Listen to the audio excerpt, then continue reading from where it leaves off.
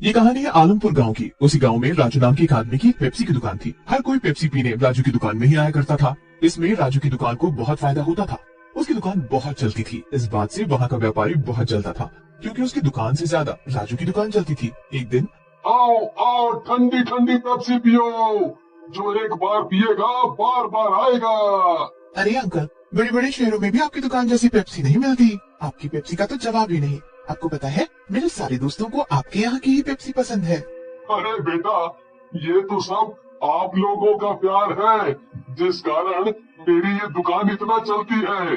धीरे धीरे राजू की दुकान अब शहरों में भी मशहूर होने लगी। राजू की एक बेटी थी, गोरी, जो रोज स्कूल की छुट्टी होने के बाद अपने पापा की दुकान में हाथ बटाने को आती थी। राजू की बेटी बहुत सीधी थी। पापा, मैं आ गई। अरे वाह, मेरी प्यारी बेटी आ गई। खाना खा लिया? भूख तो नहीं लगी ना? भूख लगेगी तो बता देना, ठीक है? नहीं पापा, मैं घर से खाना लाई हूँ।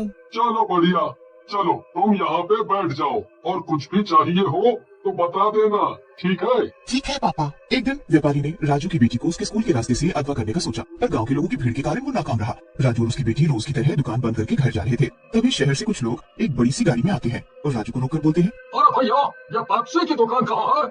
भैया, अब तो दुकान बंद हो गई। अरे भैया, हम तो शहर से आए हैं खास पेप्सी पीने के लिए। सुना है आपके यहाँ की पेप्सी पूरे इलाके में मशहूर है।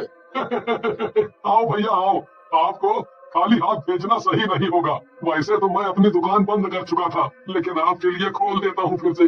दुकान खोल के राजू उन्हें पेप्सी देता है। अरे वाह भाई, यह पेप्सी है। जितना सुना है उससे भी कई गुना ज्यादा स्वादिष्ट है। ये तो शहर जाके सबको आपकी दुकान के बारे में बताऊंगा।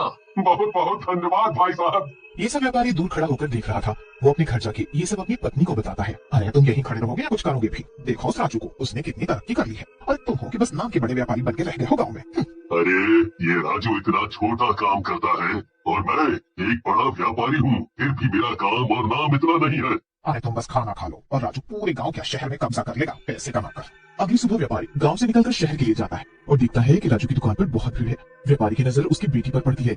वे इस मौके का फायदा उठाकर उसकी बेटी को अगवा कर लेता है। राजू अपनी दुकान पर अपनी बेटी का इंतजार ही कर रहा था। इतना समय बीत गया, अभी तक गौरी नहीं आई। हर दिन तो इतने समय तक आ जाती है। हे भगवान, बस उसे कुछ हुआ ना हो। तभी कुछ लोगों ने बताया कि राजू की बेटी को व्यापारी के साथ गाड़ी में जाते हुए देखा था। राजू ये सोचकर बहुत चिंतित हुआ। रात को दुकान बंद करने के बाद राजू अपनी बेटी को ढूंढने के लिए निकला, पर उसे अपनी बेटी पूरे गांव में नहीं मिली। तब राजू बहुत चिंतित हुआ। बेचारा थक हार के अपने घर वापस चला आया। अगले दिन राजू ने सुबह गांव के सभी लोगों को इस बारे में बताया, पर गांव के लोगों ने कोई सुझाव नहीं दिया। बेचारा राजू अपनी दुकान की ओर चला गया। राजू दुकान खोल रहा था, तभी सेठ वहाँ आता है और बोलता है, तेरी बेटी मेरे पास है। मालिक, मालिक, हम लोग तो बहुत गरीब हैं, हमें छोड़ दो। हमने क्या गलती कर दी है? मुझे माफ कर दो और मेरी बेटी को छोड़ दो मालिक, मेरी बेटी को छोड़ दो।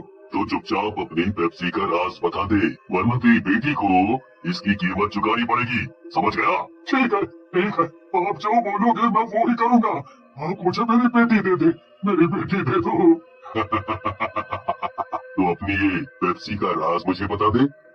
राजू बेचारा बेबस होकर उसे अपनी बेटी को बचाने के लिए सब बता देता है। व्यापारी वहाँ से चला जाता है। राजू अपनी बेटी को वहाँ से ले आता है। व्यापारी भी अपनी दुकान राजू की दुकान के सामने ही खोल लेता है, पर व्यापारी की दुकान पर कोई भी पेप्सी लेने नहीं आता। सब राजू की दुकान से ही पेप्सी लेते। व्यापारी ये सब अपनी पत्नी को घर जाके बताता है। अरे तुम ये सभी करना, और कुछ तो आगे तुमसे होगा नहीं।